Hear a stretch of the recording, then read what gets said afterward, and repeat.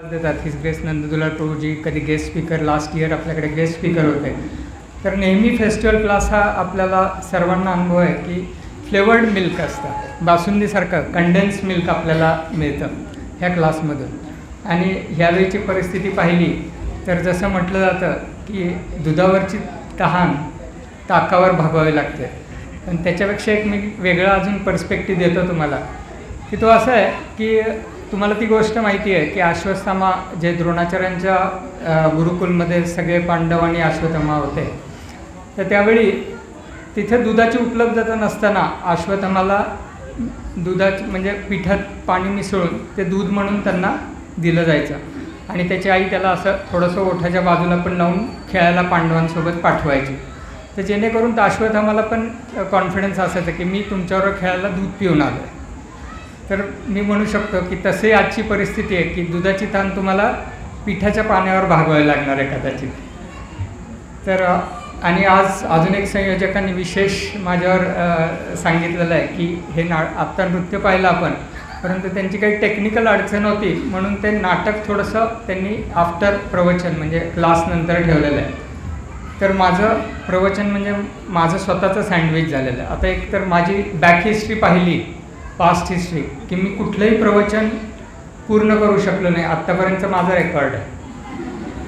आणि कदाचित ते रेकॉर्डला धरूनच त्यांनी आत्ता हा पण दिलेला आहे की तुम्ही आता प्रवचन सुरुवात करा आणि आमचं नाटक त्यानंतर मुलांनी जे काही तयारी केलेली आहे आणि विशेष तयारी केली आहे त्यांचा उत्साह दिसतो आहे की पुढच्या रोमध्ये कदाचित ही मुलं आहेत की जे प्रवचनाला कदाचित कधी इथे थांबतच नाहीत, पण ती आहेत सगळी इथे.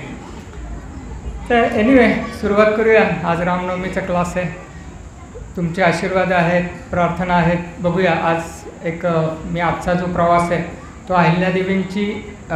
अहिल्यादेवींपर्यंत घेऊन जाण्याचा प्रयत्न करेन ह्या क्लासमध्ये.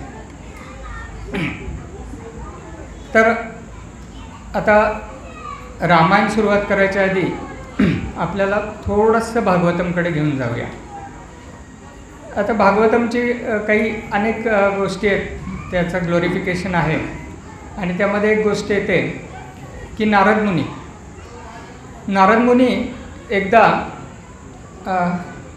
काय झालं, नारद मुनी एकदा पार्वती देवींना भेटतात. त्यावेळी शंकरजी तिथं उपस्थित नसतात आणि पार्वती देवींशी वार्तालाप करत असताना नारद मुनी पार्वती देवींना म्हणतात की का तुम्हाला माहिती आहे का शंकरजी जे गळ्यामध्ये कवठ्या परिधान करतात, त्यांना साप असतो, चंद्र असतो वगैरे, तर त्याची काही स्टोरी तुम्हाला माहिती आहे का?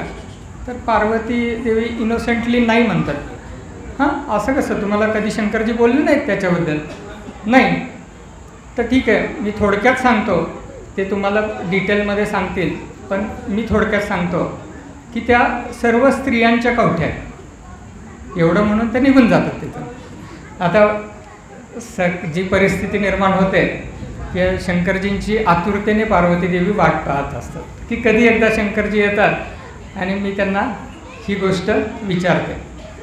तर साधारण जे गृहस्थ आहेत त्यांना अनुभव असेल की घरातलं टेम्परेचर आल्यानंतर कळू शकतं आपल्याला की त्याला काही वेगळं पॅरामीटर्स लावायची गरज नाही. पाऊल ठेवलं कळू शकतं की आपल्याला काय परिस्थिती आहे सध्याची.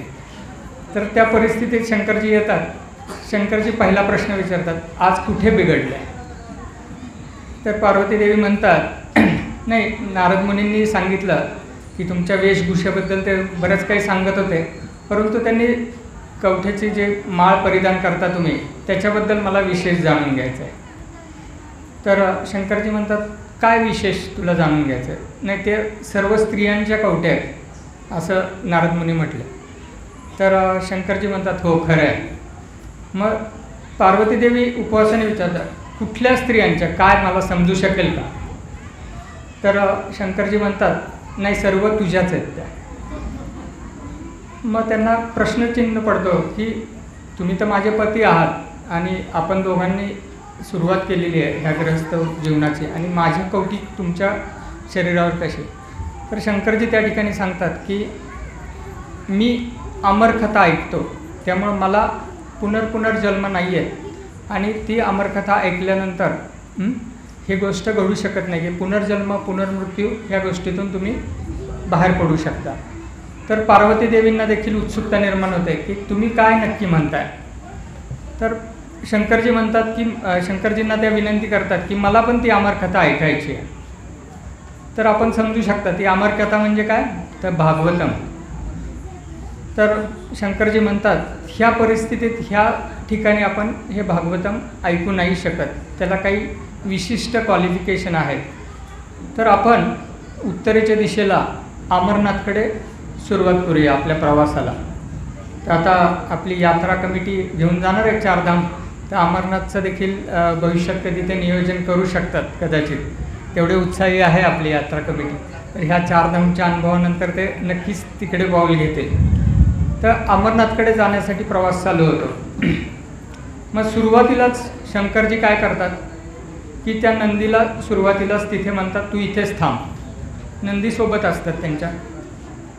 तर नंदींना म्हणतात तू इथेच थांब. नंदी म्हणतात का, मी तर इतके वर्ष इतके काळानुसार तुमच्याबरोबरच आहे आणि माझी ओळख तुमच्याबरोबर आणि तुमची ओळख माझ्याबरोबर आहे. तर ते म्हणतात नाही तू इथेच थांब, तुला नंतर सांगेन. मग पार्वती देवी विचारतात तुम्ही नंदींना का तिथं सोडलं. तर ते म्हणतात की ज्यांना भागवतचा रस घ्यायचा आहे तर त्यांच्यासाठी जे शिंग आहेत नंदींची शिंग काय रिप्रेझेंट करतात, तर कुठे गेलं तरी आपण एक अनुभवू शकतो की गावात असे पूर्वी बैल सोडलेले असायचे आणि ते विनाकारणच कुणाच्या तरी अंगावर यायचे, अंगावर धावून यायचे. शिंग कारण नसायचं, तो बाजूनी चाललेला व्यक्ती असायचा, मनुष्य असायचा, परंतु त्याच्यावर जायचे. तर ही जी आपण मुद्दाम होऊन त्रास देण्याची प्रवृत्ती आहे, मारण्याची प्रवृत्ती, तर ती भागवतम ज्याला ऐकायचं आहे, ज्याला श्रवण करायचं आहे त्यांनी ती सोडली पाहिजे. हा पहिला संदेश तिथं शंकरजी देतात. मग पुढे जातात. काही वेळाने ते म्हणतात सापाला तू इथेच थांब. त्यांच्या गळ्यात जो नाग असतो त्याला सांगतात तू इथेच थांब. तर पार्वती देवी त्याची देखील विचारणा करतात तुम्ही त्या सापाला तुमच्यासोबत जे इटर्नली आहेत त्यांना इथे का सोडताय. तर तिथे परत शंकरजी एक्सप्लेनेशन देतात की मत्सर ही जी प्रवृत्ती सापामध्ये विशेष आहे ती देखील आपल्याला सोडून भागवतमसाठी बसलं पाहिजे, ऐकलं पाहिजे. ही दुसरी गोष्ट.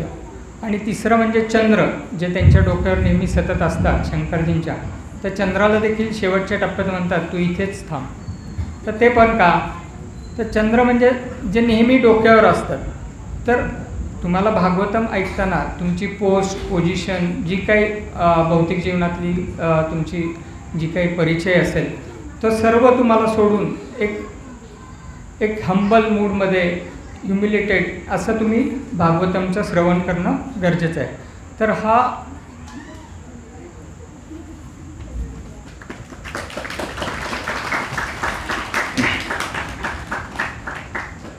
तर अशा रीतीने आपण पाहू शकतो की इव्हन कार्तिक यात्रेमध्ये देखील हिज होलीनेस परमपूज्य राधानाथ स्वामी महाराज देखील सांगतात की तुम्ही जे काही आला आहे धामामध्ये 8 दिवस 10 दिवस जे काही कार्तिक यात्रेला आला आहे तर ते श्रवण इतकं लक्षपूर्वक करा, बी फोकस.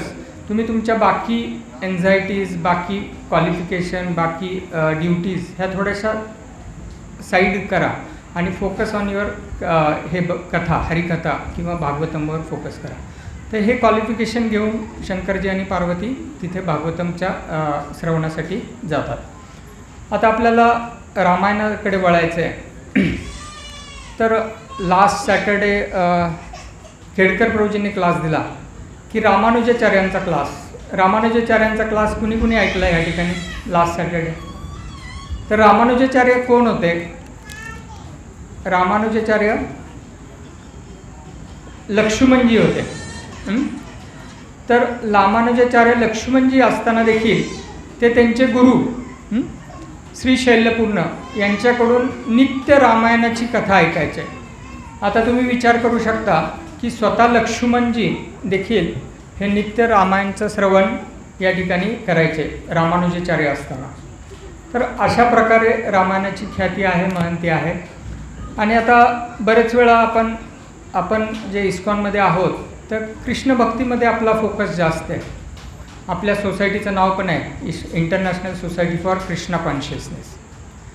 परंतु काही वेळा रामभक्तांचा तुमचा कधी संवाद झाला असेल किंवा आपण चित्रकूट यात्रेला गेलो होतो. बरेच जण असतील का चित्रकूट यात्रेला? बरेच जण होते का? नंददुलाल प्रभूजी घेऊन गेले होते त्यावेळी. तर त्यावेळी तिथे जे अयोध्या आणि चित्रकूट, दंडकारण्य, त्यानंतर नाशिक ह्या ठिकाणी रामभक्त आहेत आणि त्यांचा आणि तुमचा कधी संवाद झालाच तर ते संवाद असे राहतात, एक विनोदी काही राहतात किंवा ट्रान्सडेंटल दिव्य संवाद राहू शकतात. कॉम्पिटिशन नाही आहे. जसं शैवाइट्स आणि वैष्णवाइट्स म्हणजे शिवभक्त आणि विष्णुभक्तांमध्ये जसं काही संवाद असतात, वादविवाद असतात, तसं हे सुसंवाद म्हणूया आपण रामभक्त आणि कृष्ण भक्तांमध्ये. तर नेहमीच हा मुद्दा येतो की कृष्ण भक्त नेहमी कृष्णाचे जास्त ग्लोरिफिकेशन करतात, कृष्ण लीलेबद्दल, बाललीलेबद्दल बोलतात आणि रामभक्तांना विचारतात की वृंदावनमध्ये कृष्ण अनवाणी फिरायचे. तर रामभक्त देखील तितकेच तत्पर व हुशार असतात आणि ते म्हणतात चित्रकूटमध्ये देखील, चित्रकूट म्हणजे जिथून वनवास चालू होतो, तर राम देखील अनवाणी फिरायचे. तर हा मुद्दा तिथे नलिफाय होतो. दुसरा मुद्दा होतो की वृंदावनमध्ये काही प्रणयलीला केल्या कृष्णाने, बाललीला केल्या, प्रणयलीला केल्या किशोरावस्थेतील. तर तशा रामांच्या कुठे लीला आहेत का? तर नक्कीच आपण चित्रकूटचा जर वर्णन किंवा चित्रकूटच्या कथा ऐकल्या तर सीतामातेबरोबरचे जे काही प्रसंग आहेत ते ह्या रसामध्ये थोडेसे येऊ शकतात. आता मग पुढचा मुद्दा येतो की रामभक्त उपस्थित करतात तो मुद्दा की रामांनी 14 वर्ष वनवास केल्यानंतर त्यांनी कमिट केलं होतं की मी अयोध्येला परत येईल आणि राजा म्हणून राज्य करेन. भरताला ते कमिट केलं होतं. तसं कृष्णाने कधी केलं? ते जे काही कंसाला मारायला बाहेर पडले, वृंदावनच्या बाहेर पडले, ते पुन्हा कधी आलेच नाहीत वृंदावनमध्ये. तर असे रामभक्त देखील इतके हुशारीने तो संवाद करत असतात. तर ही गोष्ट आहे रामभक्त आणि कृष्णभक्तांमधील संवादाची. तर दुसरा एक संवाद आहे की तुलसी रामायण ज्यांनी लिहिलं आहे, रचलं आहे, तुलसीदास, त्या समकालीनच थोडंसं मुलांना काय होतं, आत्ता तर काही क्लास नसेल तर इकडे खेळू शकता. तर तुलसीदासजी आणि त्याच समकालीन सूरदासजी. तर सूरदासजींचं वास्तव्य वृंदावनमध्ये होतं आणि तुलसीदासजींचं वास्तव्य अयोध्येमध्ये होतं. परंतु ते खूप छान मैत्रीपूर्ण संबंध होते त्यांचे. आणि एक वेळा सूरदासजी गोवर्धन परिक्रमेसाठी तुलसीदासजींना इन्व्हाइट करतात वृंदावनमध्ये. आणि जेव्हा ते गोवर्धन परिक्रमा सुरुवात करतात, अर्थात त्यावेळीची मोठी परिक्रमा असेल ती, तर परिक्रमेच्या मध्ये एक असा काय म्हणूया एक वेडापिसा झालेला हत्ती येतोय अशी घोषणा होते आणि सर्वांनी सुरक्षित जागी स्थलांतर करा, परिक्रमा थांबवा अशी एक दिंडोरी पेटवली जाते, अनाऊन्समेंट होत राहतात. तर तुलसीदासजी तिथून हलत नाहीत, पण सूरदासजी पटकन एका झाडावर, जवळच्या झाडावर वर जाऊन चढून बसतात आणि तुलसीदासजी त्याच ठिकाणी स्तब्ध उभे राहतात आणि समोरून तो असा जंगली हत्ती येत असतो आणि तुलसीदासजींचा एवढा विश्वास असतो, ते प्रार्थना करतात रामांना आणि जय श्रीराम म्हणून ते हत्ती तिथे शांत बसतो. मग तुलसीदासजी इकडे तिकडे आजूबाजूला पाहतात, अरे सूरदासजी कुठे गेले? सूरदासजी दिसत नाही. मग सूरदासजींना थोडंसं शोधल्यानंतर लक्षात येतं की सूरदासजी एका झाडावर चढून बसलेले आहेत. तर त्यांना खाली बोलवतात, खाली उतरवतात. ते म्हणतात, सूरदासजी काय झालं, तुम्ही का झाडावर चढून बसले? तर हे आहेत रामभक्त, हे आहेत कृष्णभक्त. तर तो संवाद आहे, वादविवाद नाही आहे. आवाज येतोय का ते आता पावसामुळे येतोय? तर तुलसीदासजी म्हणतात की मी रामांना प्रार्थना केली आणि एका रामाच्या वाक्या किंवा नामाने तो हत्ती शांत झाला. तर तुम्ही काय केलं? तर सूरदासजी म्हणतात की मी तसं केलं नाही. मी असा प्रयत्न केला की माझी सुरक्षितता तर भगवंत करणारच आहे, ह्याच्यावर माझा पूर्ण विश्वास आहे. परंतु मी स्वतः पहिला प्रयत्न केला की माझी सुरक्षितता करण्याचा, म्हणून मी त्या झाडावर चढून बसलो. दोन्ही लॉजिकली बरोबरच आहे. त्यांचा भगवंतावर विश्वास आहे, परंतु दुसरी गोष्ट की प्रत्येक वेळी भगवंतांनाच तुमचं संरक्षण करावं अशी तुमची अपेक्षा न ठेवता तुम्ही पण काही प्रयत्न करणं गरजेचं आहे. आणि त्या प्रयत्न पाहून नंतर मग भगवंत तुम्हाला सहाय्य नक्की करणार असतात, जर पूर्ण विश्वास असेल तुमचा. तर अशी काही राम भक्तांमध्ये आणि कृष्ण भक्तांमध्ये असे काही संवाद आहेत. मला माहीत नाही किती आवाज कम्युनिकेट करतोय मी, येतोय? तर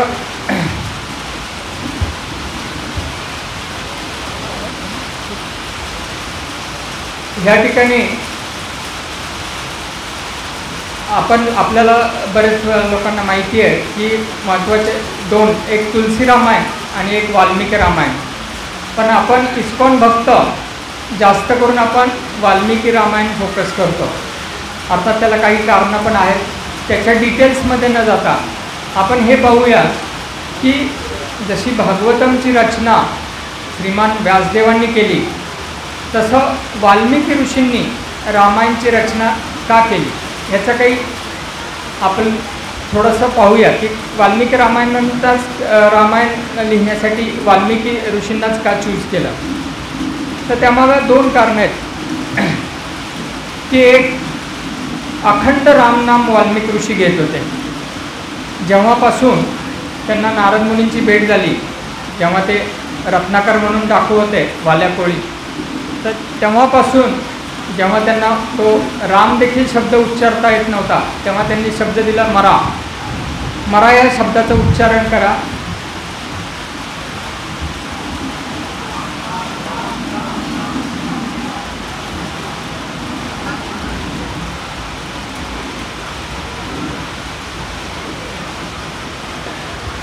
हरे कृष्णा कृष्णा कृष्णा हरे हरे, हरे राम राम राम हरे.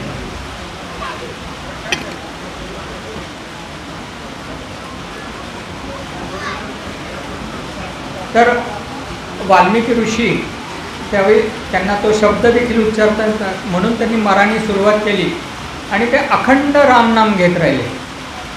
अखंड रामनाम म्हणजे त्यांच्या अंगावर वारूळ तयार झालं, इथपर्यंत त्यांनी रामनामाचं तपश्चर्या केली किंवा अखंड रामनाम घेतलं. तर आपल्याला माहिती आहे की आपल्या 16 माळा किंवा आपला जप काय काय गोष्टींनी डिस्टर्ब होतो. मोबाईलने तर 100% डिस्टर्ब होतो, 108%. आणि बाकी हे जे क्रिचर्स आहेत, इवन पाल दिसली, झुरळ दिसलं, मुंगी चावली, तर ह्या गोष्टींनी नक्कीच अजून डिस्टर्ब होतं. तर आपल्याला एक मुंगीचा आपला जप आणि एक मुंगीने दिलेला त्रास आणि वारूळ तयार झालं तरी त्यांनी अखंड रामनाम चालू ठेवलं. तर हा आपल्यामध्ये साधक भक्त आणि हे जे काही भक्त आहेत महाजन किंवा शुद्ध भक्त, त्यांच्यामध्ये आपला हा फरक राहतो. हे एक महत्त्वाचं कारण आहे की अखंड रामनाम घेतलं. आणि दुसरं कारण असं आहे की वाल्मिकी ऋषींच्या आश्रममध्ये सीतादेवींना आश्रय दिला होता. काही काळाचं वास्तव्य सीतादेवींचं वाल्मिकी ऋषींच्या आश्रममध्ये झालं होतं, म्हणून वाल्मिकी ऋषींना तो दृष्टांत दिला गेला आणि त्यानंतर रामायणाची कथा त्यांनी लिहिली.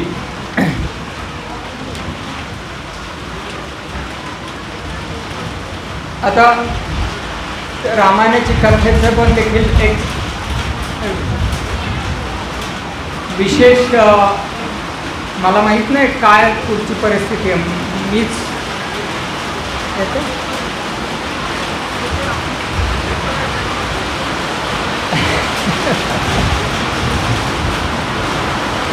हरिबोल. प्रत्येक ठिकाणी असल्यामुळे आवाज येतोय. मला स्वतःलाच येतो. मला स्वतःलाच येत नाही आहे.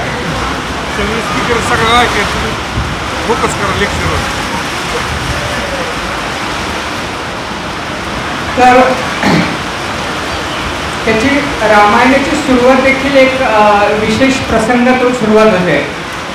तर वाल्मिकी ऋषी जेव्हा जंगलामध्ये आश्रमाच्या तिथेच असतात आणि त्यांना दोन बकुल पक्षी मग नर आणि मादी हे देखील एकत्र असतात आणि त्यावेळी शिकारी त्यांची शिकार करतात आणि त्या शिकारीची शिकार आता पूर्वीचं लास्ट लाईफ बघितलं वाल्मिकी ऋषींचं तर ते असं आहे की त्यांनी अनेक कृत्य केली किंवा अनेक प्राण्यांची हत्या केली, अनेक डकेती केली, ह्या सगळ्यातून ते स्वतः गेलेले आहे. परंतु त्यांना बकुल पक्ष्यांचा जो वध आहे तो त्यांना सहन झाला नाही त्या ठिकाणी आणि त्यांनी इमिडिएटली एक काही शाप देण्याच्या दृष्टीने एक रचना केली आणि ती इतकी काव्यात्मक रचना तयार झाली की त्यांना देखील आश्चर्य वाटलं की खरं तर शाप देतोय त्या शिकाऱ्याला, पण ती रचना काव्यात्मक कशी काय होऊ शकते ह्याचं त्यांना आश्चर्य वाटतं आणि त्याच्यावर तर दिवसभर विचार करत राहतात, मेडिटेट करतात, हे असं कसं घडू शकतं. मग त्यावेळी ब्रह्मदेव त्या ठिकाणी येतात आणि ब्रह्मदेव त्यांचं शंकेचं निरसन करतात आणि सांगतात की वाल्मिकी तुमच्याकडून रामायण घडवून आणण्यासाठी ही सुरुवात आहे आणि तुम्ही हे जे काही श्लोक म्हटला किंवा जे काव्य स्वरूपात जे काही तुम्ही म्हटला तर त्या मीटरमध्येच तुम्हाला पुढची रचना करायची आहे आणि ते रामायणाचं दृष्टांत त्यांना देतात आणि पूर्ण रामकथा ह्या मीटरमध्ये किंवा ह्या काव्यपंक्तीत पुढे येते.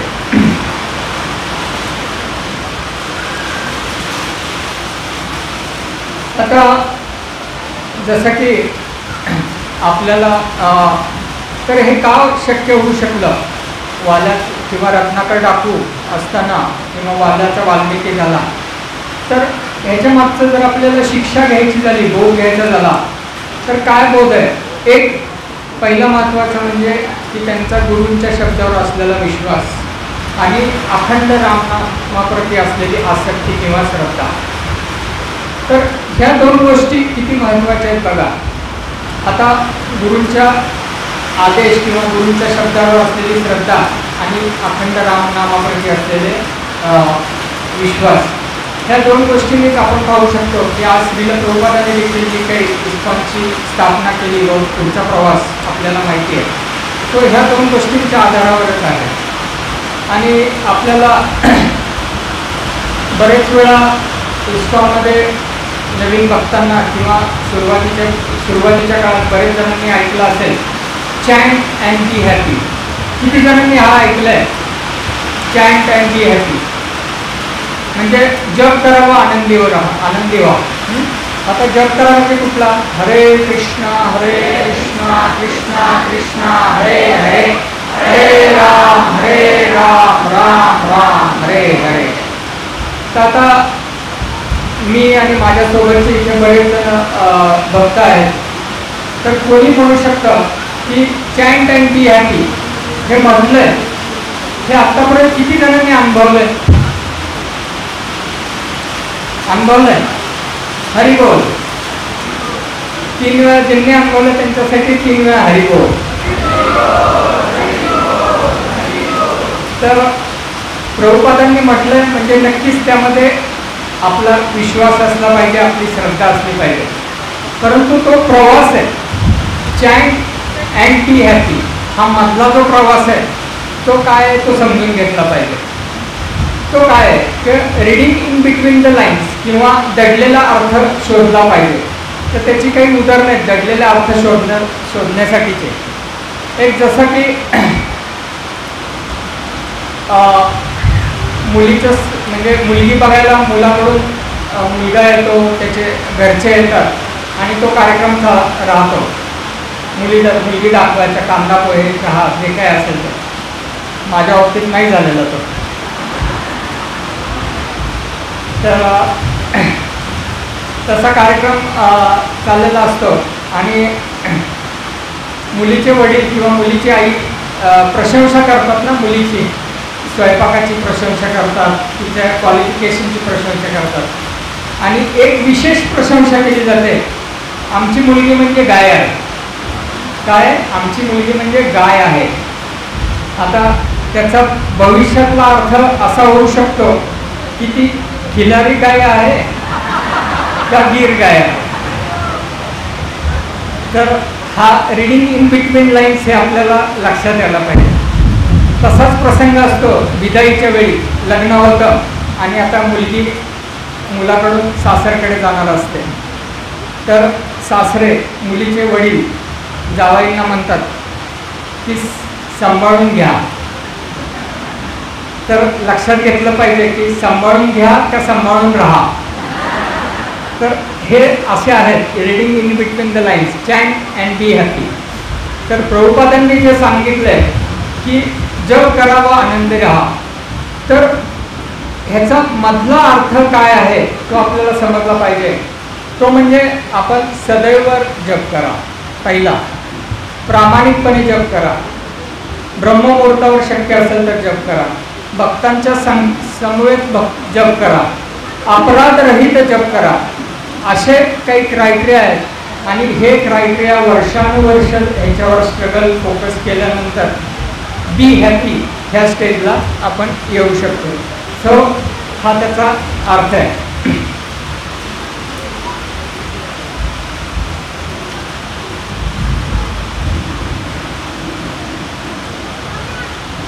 तर हा जो प्रवास भक्तांनी सुरू करतात, तर आजचा खूप छान दिवस आहे रामनवमीचा.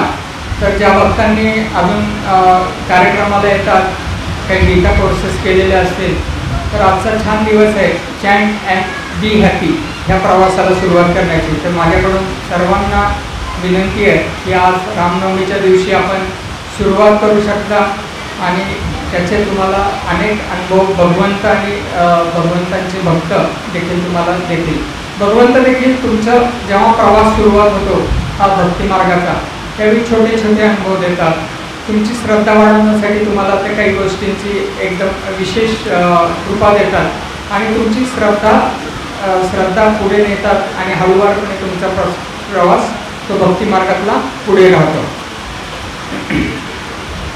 आणि भगवंत एक विशेष आपल्या भक्तांची काळजी घेण्यासाठी तत्पर असतात. हे अश्युअर करतात भगवंत.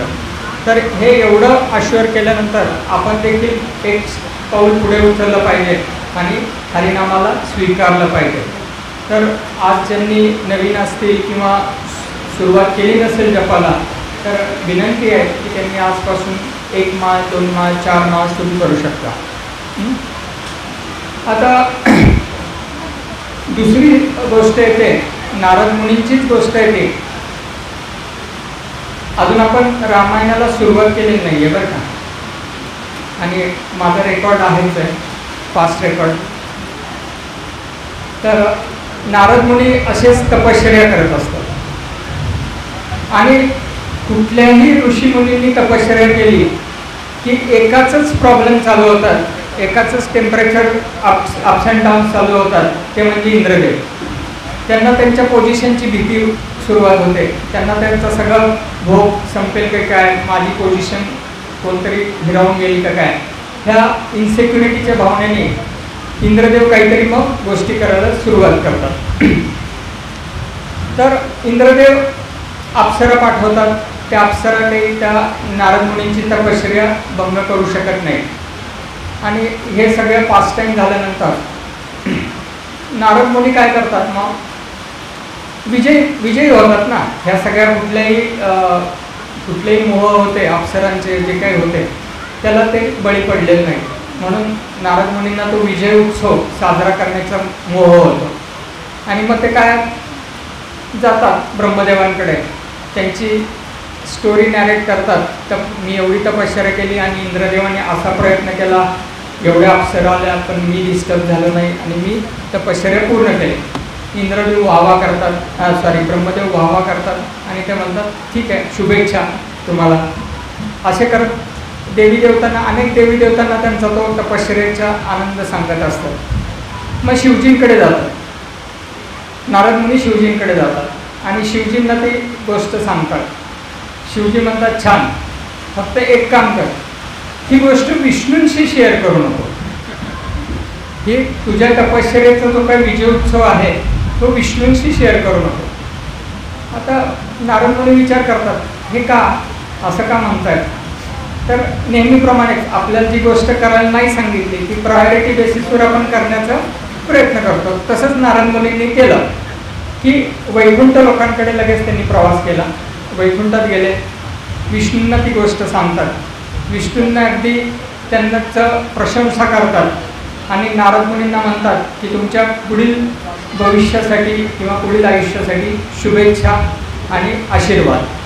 आणि नारद मुनी तिथून वैकुंठ सोडून आनंदाने बाहेर पडतात. की ते विचार करतात, शिवजींनी असं का म्हटलं असेल काय, मी तर माझं तर त्यांनी अगदी स्वागत केलं, मला शुभेच्छा दिल्या, प्रार्थना केल्या, आशीर्वाद दिले, सगळं काही केलं. आणि जस्ट वैकुंठ सोडून बाहेर येतात तर त्यांना एक छान नगरी दिसते आणि त्या नगरीमध्ये ते डोकावतात, अरे काय विशेष आहे. आणि त्यांना त्या विशेषता जाणवते त्या नगरीची. आता एवढे भ्रमण करणारे नारद मुनी त्या नगरीकडे अट्रॅक्ट होतात. तर त्या नगरीचा राजा असतो शिलानिधी राजा. नाव लक्षात ठेवायची गरज नाही आहे. तर शिलानिधी राजा राज्य करत असतो आणि त्यांची मुलगी असते विश्वमोहिनी. नावावरून समजू शकता किती सुंदर असेल विश्वमोहिनी. तर नारद मुनींना ते रिसीव करतात, ते राजा त्यांचं स्वागत करतात. त्यानंतर त्यांना आसन देतात. सर्व वार्ताविलाप होतं आणि त्या ठिकाणी नारद मुनींना ते विचारतात की त्यांना काही हे असतात, काळजी असते, विश्वमोहिनीच्या लग्नाची काळजी असते. आणि विश्वमोहिनीला ते बोलवतात राजा आणि नारद मुनींना देखील आशीर्वाद द्यायला सांगतात.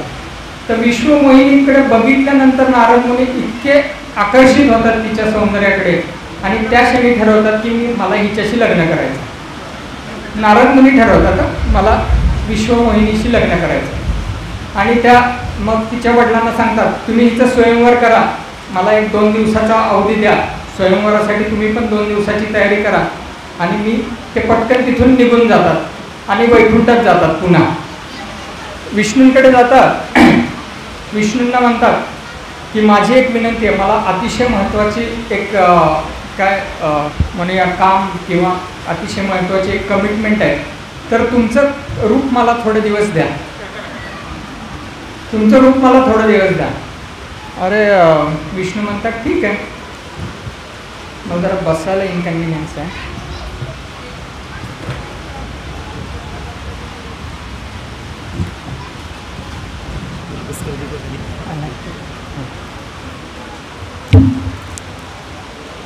सॉरी. तर काय हरकत नाही. तर पटकन ते त्या परिस्थितीत लगेच तिथे शिलानिधी राजाकडे येतात आणि तिथे स्वयंवर चालू झालेलं असतं. स्वयंवराच्या त्या रांगेमध्ये वर पक्षाच्या म्हणजे जे काही राजकुमार असतात त्या रांगेमध्ये नारद मुनी स्वतः जाऊन उभे राहतात आणि ती विश्वमोहिनी वरमाला घेऊन अशी एक एक एक एक राजा करत पुढे पुढे सरकत असते.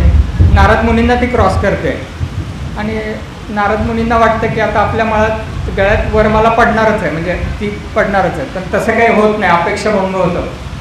त्यांना वाटतं कदाचित ती विसरली, बघायचं विसरली असेल, म्हणून ते परत दुसऱ्या ठिकाणी जाऊन उभे राहतात, पुढच्या बॅक एंट्री घेऊन. तर त्या ठिकाणी पण तसंच होतं नेमकं. मग विचार करतात अरे असं काय. मग तिसऱ्या ठिकाणी जातात आणि त्यांच्या पाठीमागे स्वतः विष्णू उभे असतात. तर ती विश्वमोहिनी क्रॉस करते नारद मुनींना आणि विष्णूच्या गळ्यात वरमाला घालते. तर नारद मुनी पाहतात, अरे विष्णू इथे. मग ते खूप पश्चाताप होतो त्यांना आणि खूप त्रागा होतो, राग येतो आणि विष्णूंना एकांतात घेतात. विष्णूंना म्हणतात तुम्ही मला काय, म्हणजे मी तुमच्याकडे तुमचं रूप मागितलं आणि तुम्ही तर ह्या स्वयंवराला आला. त्यांनी डिस्क्लोज केलेलं नसते मला कशासाठी रूप पाहिजे, हे सांगितलेलं नसतंय. तुम्ही आला आणि आला ते आला आणि त्या विश्वमोहिनींनी तुमचा स्वीकार केला. मग ठीक आहे, मग विष्णू ऐकून घेतात आणि नारद मुनी मग खूपच क्रोधित झालेले असतात. तर नारद मुनी मग म्हणतात नक्की काय, नेमकं काय फरक आहे विष्णू आणि माझ्यामध्ये, मी त्यांना रूप मागितलं होतं म्हणून ते आरशामध्ये जाऊन बघतात तर त्यांना माकडाचा चेहरा दिलेला असतो विष्णूने. मग त्यांना आश्चर्य होतं, अरे मी तर त्यांचं रूप मागितलं आणि त्यांनी मला माकडाचा चेहरा दिला. मग परत जातात विष्णूंकडे आणि विष्णूंना ते क्रोधित होऊन 2 शाप देतात. काय शाप देतात? तर मला जसा विश्वमोहिनींचा आता विरह पडलाय तसाच तुम्हाला भविष्यात लक्ष्मीजींचा विरह पडेल, पहिला शाप. आणि दुसरा शाप की तुम्हाला लक्ष्मीजींना शोधण्यासाठी माकडांची मदत घ्यावी लागेल, हा दुसरा शाप. तर नारद मुनी हे 2 शाप बोलतात आणि तिथून ती जी काही मायावी नगरी विष्णूजींनी तयार केलेली असते ती तिथून अदृश्य होते. आणि नारद मुनींना कळतं की ही माझी परीक्षा घेतली विष्णूंनी. परंतु विष्णू जेव्हा परीक्षा घेतात तर ती एक गोष्ट साध्य करत नसतात, त्यात अनेक गोष्टी असतात. तर प्रभू रामचंद्रांचा अवतार आणि पुढे रावणाचा वध आणि लक्ष्मीजी म्हणजे सीताजींचा तिथून रावणाने तिचं अपहरण करणे आणि माकडांची मदत. तर हे 2 जे शाप आहेत त्यांच्याकडून घेतलेले, तर ते शापाचा उपयोग ते पुढच्या लीलेमध्ये विष्णू करतात. तर ही सुरुवात आहे की रामाचा अवतार का आणि माकडांची मदत, वानरांची मदत का घ्यावी लागली आणि लक्ष्मीजींचा विरह का येतो, तर तो नारद मुनींच्या ह्या शापामुळे झालेला असतो.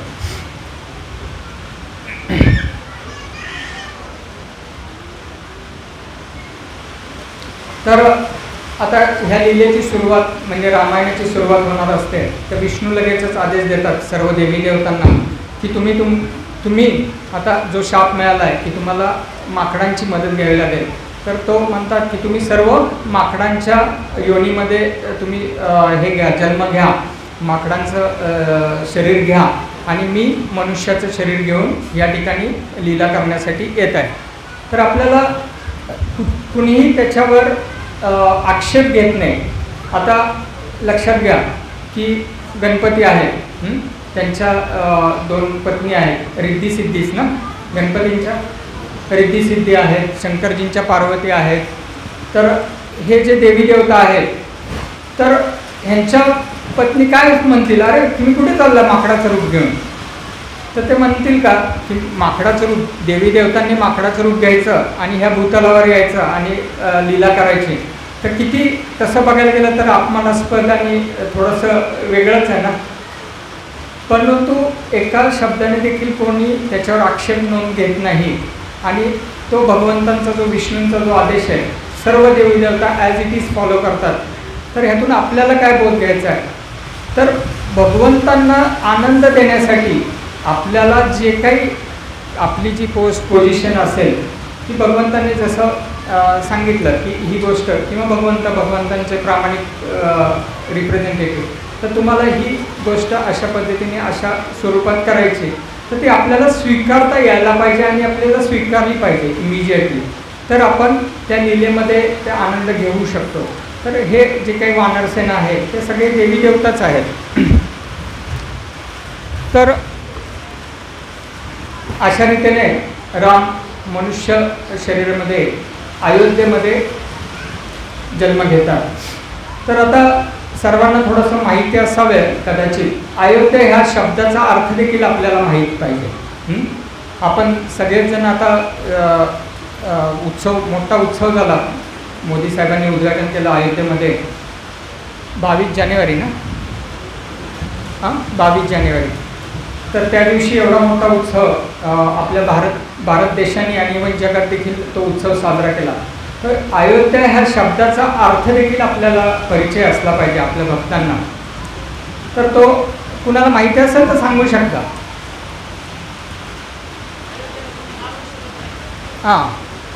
रोजींनी बरोबर सांगितलं की ज्या अर्थ आहे की जिथे युद्ध होत नाही, हरवू शकत नाही, त्याच्यापेक्षा जिथे युद्ध होत नाही अयोध्या. तर त्याचा डीप अर्थ असा आहे की त्या शहरामध्ये किंवा इतर राजांशी पण युद्ध होत नाही. त्यानंतर शेजाऱ्या पाजाऱ्यांमध्ये पण भांडण होत नाही अयोध्येमध्ये. एका घरात भांडणं होत नाहीत आणि एका व्यक्तीच्या मनामध्ये देखील भांडणं होत नाहीत अशा अयोध्या नगरीमध्ये असे रहिवासी आहेत, म्हणून रामराज्य तिथं होतं. तर सुरुवात कुठून आहे तर आपल्याला, आपण सगळे म्हणतो की रामराज्य किती छान होतं, ते रामराज्य यायला पाहिजे. तर रामराज्य येण्याची सुरुवात खरं तर आपल्यापासून व्हायला पाहिजे, की आपल्या मनातले जे युद्ध आहे ते आपल्यालाच हँडल करता यायला पाहिजे आणि तिथूनच सुरुवात या रामराज्याची होऊ शकते. तर सर्वात चॅलेंजिंग सिच्युएशन आपल्या मनामध्ये चाललेले द्वंद्व युद्ध, ह्याच्याशीच आपल्याला दोन हात करणं हेच सर्वात आत्ताचं चॅलेंज आहे. तर अयोध्या नगरीचं जे काही अर्थ सांगितला, तर अयोध्या नगरीत त्यावेळी राजा दशरथ राज्य करत होते, अजून रामजन्म व्हायचा आहे. तर राजा दशरथ राज्य करत असताना एवढी समृद्धी होती अयोध्येमध्ये की त्यावेळी 12 वर्ष दुष्काळ होता, सलग 12 वर्ष दुष्काळ होता. आता आपण पाहू शकतो की आपल्याला 1 वर्षाचा पाऊस काळ लांबला, कमी झाला. आता ह्या वर्षी प्रेडिक्ट केलं 106% पाऊस काळ होणार आहे आणि कदाचित रामनवमीच्या दिवशीच आज सुरुवात पण आहे त्या गोष्टीची. तर आपल्याला माहिती आहे की आता इलेक्शनमुळे थोडं पाणी तुम्हाला येत आहे, कदाचित वोटिंग होईल त्यानंतर तुम्ही अनुभवू शकता की 2 दिवसात 4 दिवसात जे काही परिस्थिती आहे ते अनुभवता येईल. तर अयोध्येमध्ये 12 वर्ष दुष्काळ होता सलग आणि अयोध्येवासियांना त्यास काही फरकच पडत नव्हता त्या दुष्काळाचा. एवढी समृद्धी होती, एवढी सुबत्ता होती. तर आता मग 12 वर्षांनी कोणीतरी राजा दशरथांना, हॅलो महाराज, आपल्याकडे 12 वर्ष सलग दुष्काळ आहे, आपण काही ह्याच्यावर उपाय करू शकतो का? दशरथ महाराज म्हणतात, आश्चर्य करतात, 12 वर्ष आपल्याकडे दुष्काळ आहे, कोणीच कसं माझ्या लक्षात आणून दिलं नाही. तर ठीक आहे, आता लक्षात आलं तर इमिजिएटली ते पुरोहित वगैरे त्यांच्याशी चर्चा करतात आणि ते मार्गदर्शन करतात दशरथ महाराजांना की आपल्या राज्यावर शनीची वक्रदृष्टी झालेली आहे, शनी महाराजांची वक्रदृष्टी झालेली आहे. दशरथ महाराज मागचा पुढचा कुठलाही विचार न करता डायरेक्ट शनीशी युद्ध पुकारतात आणि ते शनीबरोबर युद्ध करायला आपला रथ घेऊन जातात. युद्ध चालू होतं शनी महाराजांबरोबर. युद्धाच्या एका प्रसंगात दशरथ महाराजांना बाण लागतो किंवा काही युद्धामध्ये ते थोडेसे रथावरून बाजूला पडतात आणि नेमके त्यांचे मित्र जटायू दशरथ महाराजांचे त्या ठिकाणी येतात आणि त्यांना त्यांच्या पंखावर झेलतात आणि दशरथ महाराज मग त्यांच्या पंखावरून युद्ध करून शनी महाराजांचा पराजय करतात. आता तो जय पराजयच्या गोष्टीमध्ये जे काही होतं, परंतु काय गोष्ट होते, शनी महाराजांची दृष्टी दशरथ महाराजांवर पडते आणि पुढचा काळ दशरथ महाराजांचा तो आपल्याला माहिती आहे की काय होतं.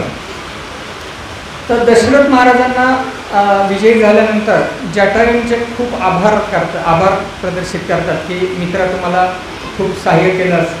तर इतके दिलदार असतात की दशरथ महाराज की ते म्हणतात, मला कधी पुत्र होईल, अजून त्यांना पुत्र झालेलं नाही, तर मी तुला तो पुत्र मी तुला देऊन टाकेन जटायूला. एवढं दिलदारपणा. हां, आणि तोच दिलदारपणा किंवा तोच दानशूरपणावरच्या आधारावर अजून एक कमिटमेंट ते कैकेयीशी करतात की मी तिला 2 वर देऊन ठेवतात आणि ते वर नंतर भविष्यात आपल्याला पण माहिती आहे, रामायण सर्वांनाच माहिती आहे की ते कशी वापरते. तर आपण ह्यातून बोध घेतला पाहिजे की कुठलंही वचन किंवा कुठलंही आपण कमिट करतो तर थोडंसं विचारपूर्वक केलं पाहिजे, हे आपण ह्यातून पाहू शकतो. नाही तर आपल्यालाच ती परिस्थिती हँडल करणं कठीण होऊ शकतं. तर काही कमिटमेंट असतील, काही कुठलेही कमिटमेंट असतील, भक्तीशी रिलेटेड असतील किंवा भौतिक जगातील असतील, तर आपण थोडंसं तारतम्य किंवा थोडंसं एक विजडम यूज केला पाहिजे आपला, तरच त्या गोष्टी शक्य होतील.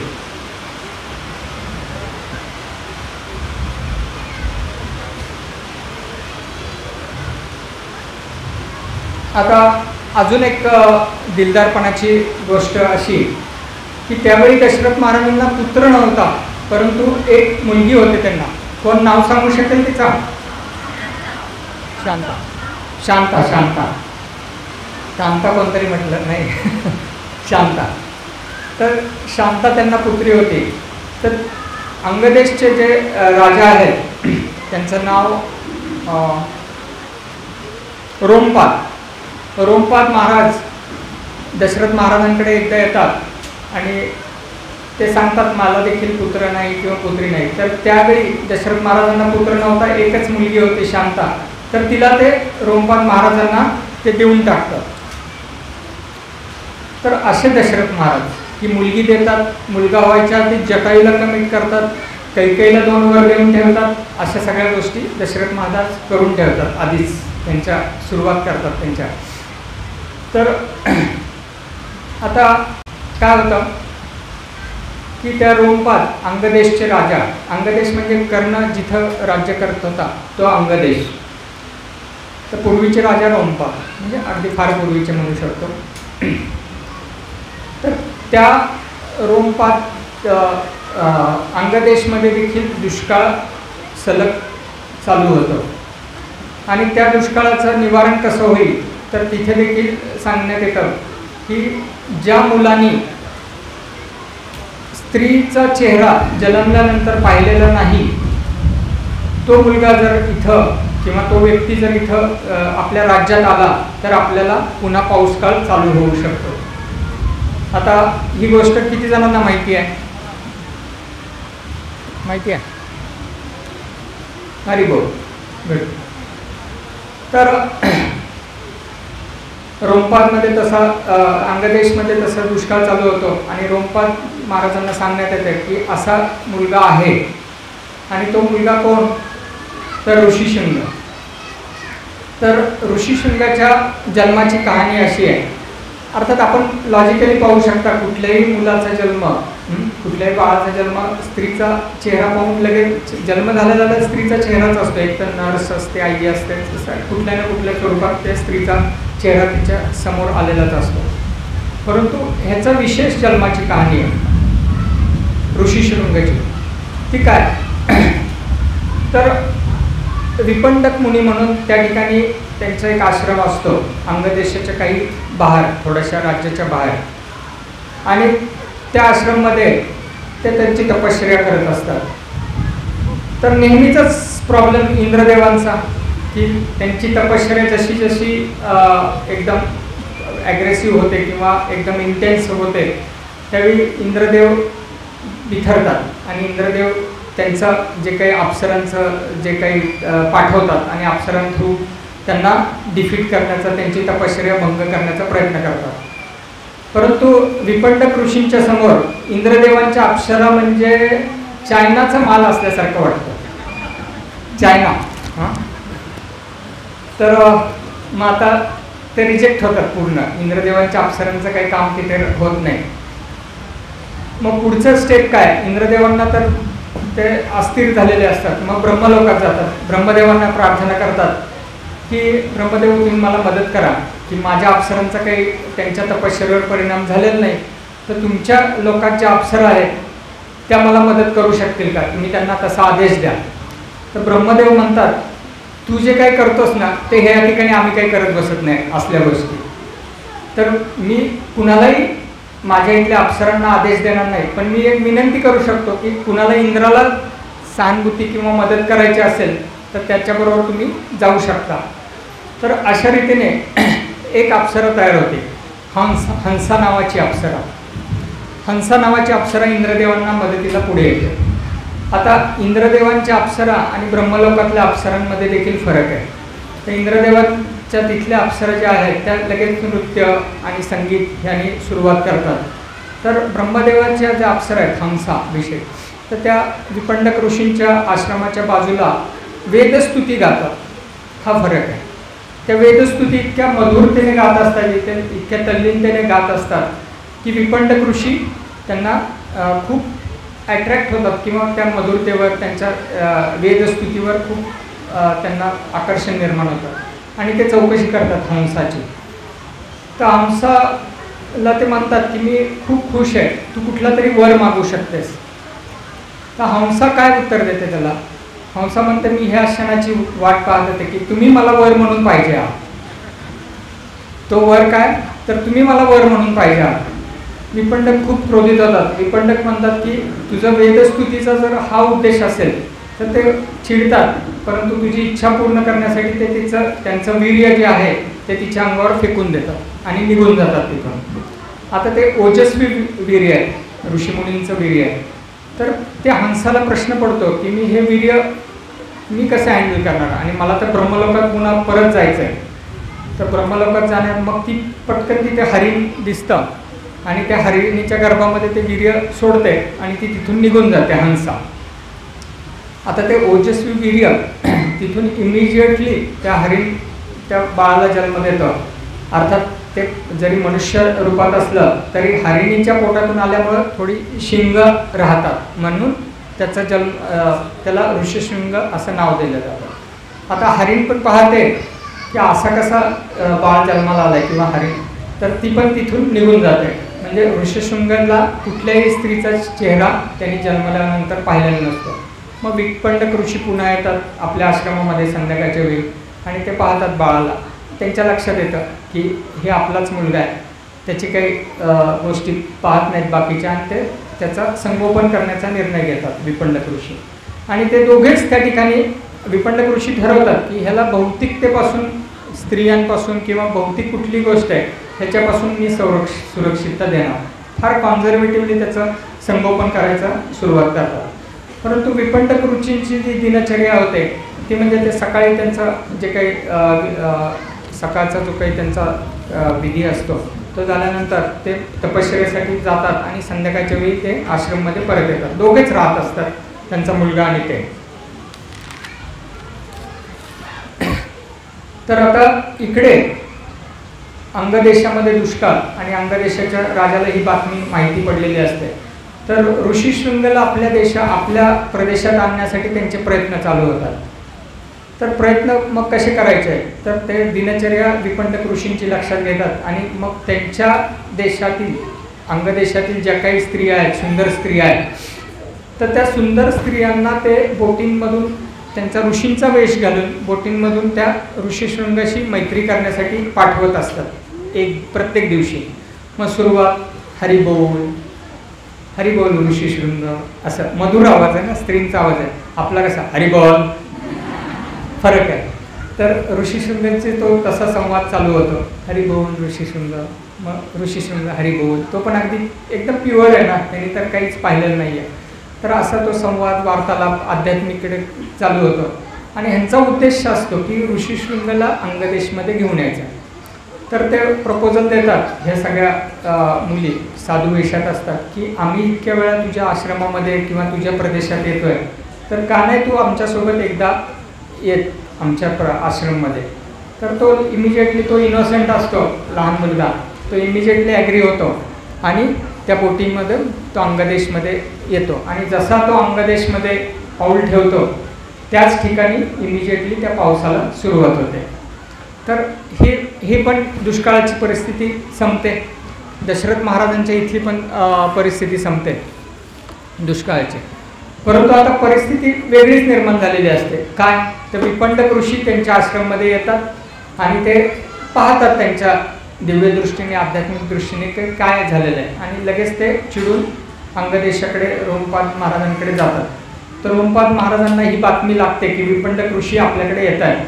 तर रोमपाद महाराज पण लगेच त्याच्यावर, जसं डिप्लोमसी म्हणूया, आता राजा आहेत ते, की लगेच त्यांची मुलगी कोण, शांता, थोडा रेफरन्स लक्षात घ्या, त्यांची मुलगी शांता, पण ती ॲक्च्युली दशरथ महाराजांनी त्यांना दिलेली असते. तर तिचा विवाह ऋषीशृंगाशी लावून टाकतात. म्हणजे शांताचा विवाह ऋषीशृंगाची, आणि सप्तपदी चालू असतात यज्ञ अग्निभोवती, आणि त्यावेळी विपंडक ऋषी येतात. विपंडक ऋषी पाहतात की ऋषीशृंगाचं लग्न आहे, सप्तपदी चालू आहे. तर रोमपाद महाराज त्यांचं स्वागत करतात आणि ती व्याही भेट होते. व्याही भेट आहे ना ती शेवटी, विपंडक ऋषी आणि रोमपाद महाराज. तर विपंडक ऋषी मान्य करतात, ठीक आहे, आणि ऋषीशृंगाला तिथे सोडतात. परत एकदा आपल्या दिनचर्येसाठी किंवा आपल्या आश्रममध्ये निघून जातात. आता पॅरलली त्याच वेळी काय झालेलं असतं की दशरथ महाराजांचा एक त्यांना पुत्रच नसतो, मुलगा. आणि त्या मुलगा होण्यासाठी त्यांना देखील असं सांगितलं जातं की तुम्ही पुत्र कामेष्टी यज्ञ करा.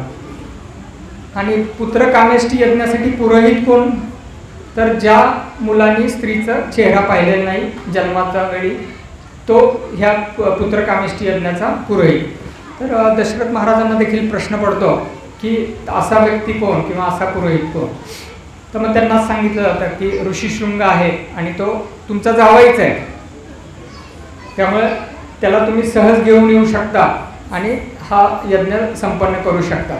मग त्यांना कळत नाही की जावई कसा. मग त्यांना ती स्टोरी नॅरेट केली जाते की शांताचं लग्न ऋषीशृंगाशी झालं, अंगदेशाची काय परिस्थिती होती. आणि मग ते ऋषीशृंगाला पाचारण करतात आपल्या अयोध्येमध्ये आणि तिथे पहिला अश्वमेध यज्ञ होतो आणि त्यानंतर पुत्रकामेष्टी यज्ञ होतं. आणि त्या पुत्रकामेष्टी यज्ञातून जे यज्ञपुरुष आणि पायसम जे यज्ञपुरुष घेऊन येतात तर ते दशरथ महाराजांना सुपूर्द करतात. आणि दशरथ महाराज त्याचा हाफ पोर्शन, अर्धा पोर्शन कौशल्याला देतात. त्याचा आता राहिला अर्धा पोर्शन म्हणजे त्याचा हाफ टू हाफ 1/4 तो कैकेयीला देतात आणि त्याचा 1/4 सुमित्रेला देतात इमिजिएटली लगेच. तर कौशल्य लगेच ते अर्धा पोर्शन असते ते प्राशन करते आणि जो 1/4 पोर्शन कैकेयीला आलेला असतो तर त्यातला हाफ ती प्राशन करते आणि राहिलेला 1/4 हा सुमित्रेला देते. म्हणजे आज सुमित्रेकडे दशरथ महाराजांनी दिलेला 1/4 आणि कैकेयीकडून आलेला 1/4 म्हणजे 1/8 तो असा 2 असतात. आता सुमित्रा अशा भावामध्ये असते की ती प्राशन करण्याआधी खूप प्रार्थना करते. तिचा खूप मूड असा हंबल होतो की माझी पात्रता नाही आहे पण दशरथ महाराजांची ह्या सर्वांच्या कृपेमुळे मला हे आज लाभ होतोय वगैरे अशा त्या मूडमध्ये ती असते. अजून ते हातातच असतं आणि नंतर ते स्वतः प्राशन करते. आता पाहू शकता की मग 12 वर्षानंतर ह्याचं फलश्रुती होते आणि 12 वर्षानंतर राम कौशल्याच्या पोटी जन्म घेतात. श्रीराम जन्म महोत्सव की जय श्रीराम. तर कौशल्याच्या पोटी राम जन्म घेतात. आता 12 वर्षाच्या गर्भावस्थेनंतर जन्म घेतात आणि इमिजिएटली जे सुमित्रेच्या पोटी आणि कैकेयीच्या पोटी जे काही गर्भ असतात त्यांची हालचाल चालू होते. त्यांचे ते राहूच शकत नाहीत. राम बाहेर आलेत आणि आम्ही आतमध्ये कसं, तर त्यांची हालचाल आता ज्या माता आहेत त्यांना अनुभव असेल की किक कसं करतात युट्रसमध्ये, बाळ कसं लाथ मारत असतात, तशा त्या खूप असं व्हायब्रंट ॲक्टिव्हिटी चालू होतात, व्हायलंट ॲक्टिव्हिटी चालू होतात आणि इमिजिएटली दुसऱ्या दिवशीपासून ह्या बाकीच्यांचे जन्म होतात. लक्ष्मण नाही पहिला भरत होतं, रामानंतर भरत, लक्ष्मण आणि शत्रुघ्न असा सिरियल येते. परंतु आणि मग आता ह्या चौघांचा जन्म होतो. आता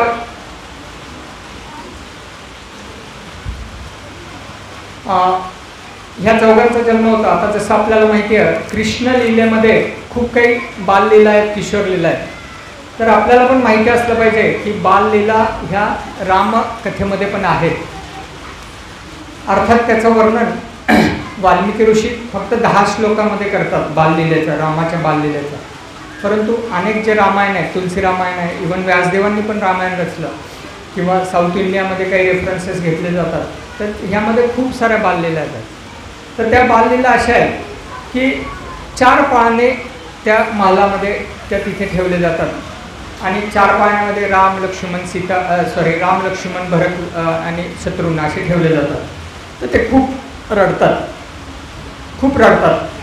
सगळ्यांना कळत नाही की का रडतात. 4 पाळण्यात व्यवस्थित त्यांची काळजी घेतली जाते, सगळं होत आहे. मग एक प्रयोग केला जातो, परमिटेशन कॉम्बिनेशन, की राम आणि लक्ष्मणाला पाळणा जवळजवळ आणला जातो, भरत शत्रुघ्नांचा पाळणा जवळजवळ ठेवण्यात येतो. तर रडण्याचा सूर, थोडासा रडण्याची इंटेन्सिटी थोडीशी ती कमी होते, हे ऑब्झर्व केलं जातं. मग कोणतरी असं पाहतं की हे कॉम्बिनेशन आपण असं करूया, एका पाळण्यात दोघे ठेवूया, म्हणजे रामाला लक्ष्मण किंवा लक्ष्मण राम आणि भरत शत्रुघ्न. तसं केल्यानंतर अजिबात हुकी चू नये, एकदम आनंदाने ते सगळे मुलं तिथे. मग तिथे लक्षात येतं की 4 पाळण्याची गरजच नाही आहे, 2 पाळणे सफिशियंट आहे. राम लक्ष्मणसाठी 1 पाळणा आणि भरत शत्रुघ्नासाठी 1 पाळणा. ह्या अशा त्यांच्या बाललीला तिथे सुरुवात होतात अगदी सुरुवातीपासून. आता हे जे काही 4 भाऊ आहेत राम लक्ष्मण भरत शत्रुघ्न, तर याचा रेफरन्स पण असा आहे वसुदेव संकर्षण प्रद्युम्न अनिरुद्ध हे 4 आहेत. किंवा दुसरा असं पण सांगण्यात येतं की धर्म अर्थ काम मोक्ष हे 4 रिप्रेझेंट करतात. हे स्वरूप आहे ह्या भावांचं. तर राम रिप्रेझेंट करतो धर्माला, लक्ष्मणजी रिप्रेझेंट करतात अर्थ, शत्रुघ्न रिप्रेझेंट करतात काम आणि भरत महाराज रिप्रेझेंट करतात मोक्ष. तर हे जर लक्षात घेतलं आपल्या धर्म अर्थ काम मोक्ष, तर आपण इथं समजू शकतो सोप्या रीतीने ह्या भावांच्या किंवा हे स्वरूप काय आहे. तर लक्ष्मणजी नेहमी रामाच्या सेवेत आहे, म्हणजे अर्थ नेहमी कुणाच्या सेवेत आहे, धर्माच्या सेवेत आहे. तर हे योग्य कॉम्बिनेशन आहे. जेव्हा कधी तुमच्याकडे लक्ष्मी आहे किंवा अर्थ त्याचा अर्थ, तर ते धर्माच्या सेवेत असेल तरच तो योग्य विनियोग म्हणू शकतो. तर हे समजून घेतलं पाहिजे आपल्याला. आणि दुसरं म्हणजे काम हे मोक्षाच्या सेवेत, म्हणजे शत्रुघ्न हे भरताच्या सेवेत. काम म्हणजे आपण फक्त काम इच्छा असं न घेता इच्छा कुठल्याही स्वरूपाची कुठल्याही तऱ्हेची इच्छा कुठलीही असलेली भौतिक इच्छा म्हणू शकतो. तर ती इच्छा आपण कुठलीही इच्छा मोक्षाला जर केंद्रित केली तर ती योग्य असू शकते. आणि आपल्या इच्छा अनेक आहेत, आपल्याला पण माहिती आहेत की आपल्याला आपल्या इच्छा किती असू शकतात, अनलिमिटेड डिझायर्स आर देअर. तर त्या इच्छा आपण मोक्षाप्रती जर केंद्रित केल्या तर ते योग्य राहू शकतं. म्हणून शत्रुघ्न हे भरताच्या सेवेत आहे. तर पुढची गोष्ट सांगायची एकदम थोडं पुढे जम्प करतं की जेव्हा भरत भेट होते आणि जेव्हा भरतांना राम कन्व्हिन्स करतात की तुम्ही पादुका घेऊन आता अयोध्येला जा आणि राज्यकारभार करा, त्यावेळी शत्रुघ्नाला 2 ऑप्शन होते. काय ऑप्शन होते? लक्ष्मणाला तर ऑप्शन त्यांनी घेतलंच होतं की मी रामाबरोबर जाणार आहे.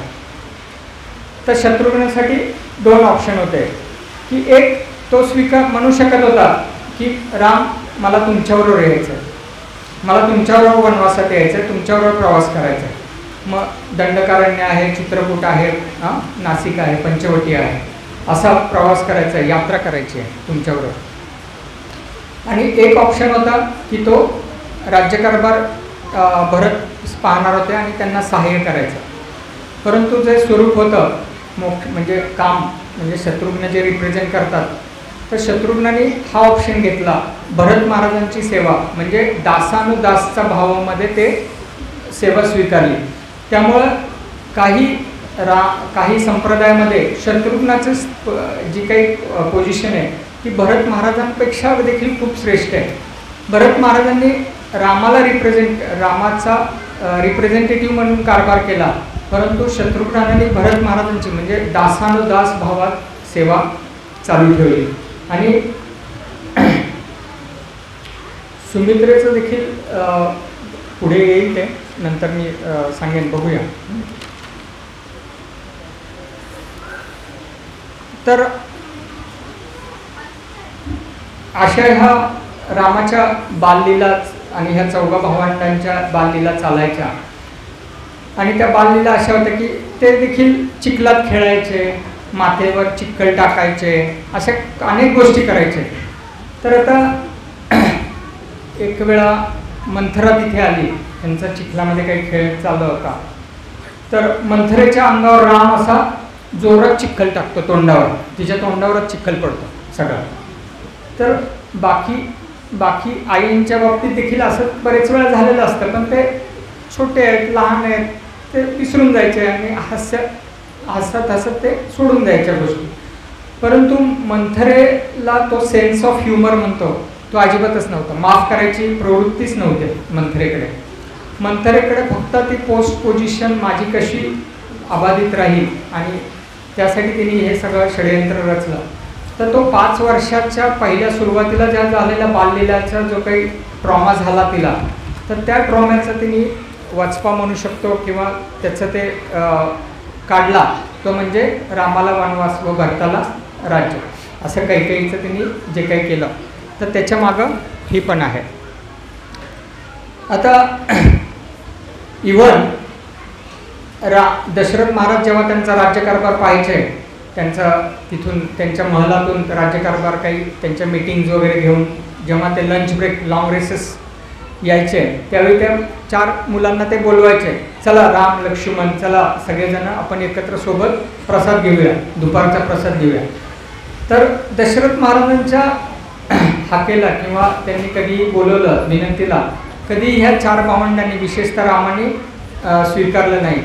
आणि कौशल्या माता जेव्हा यायची त्या ठिकाणी, तर त्या इमिजिएटली ते स्वीकारायचे आणि प्रसादासाठी यायचे.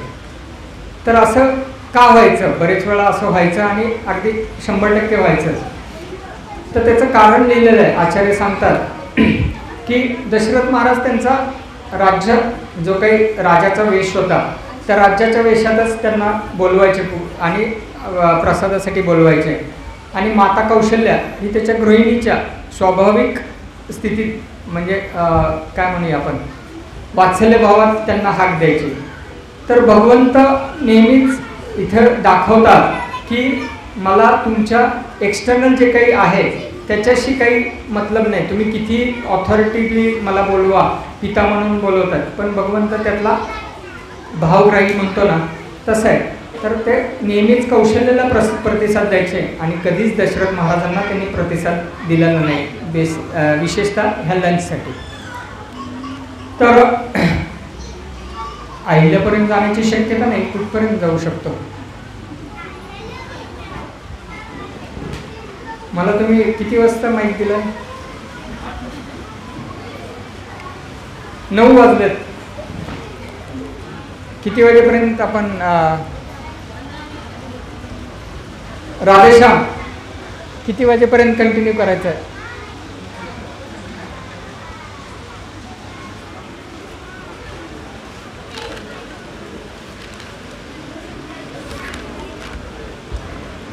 काय करायचं? हां, ड्रामा. मग हे काय करतोय मी?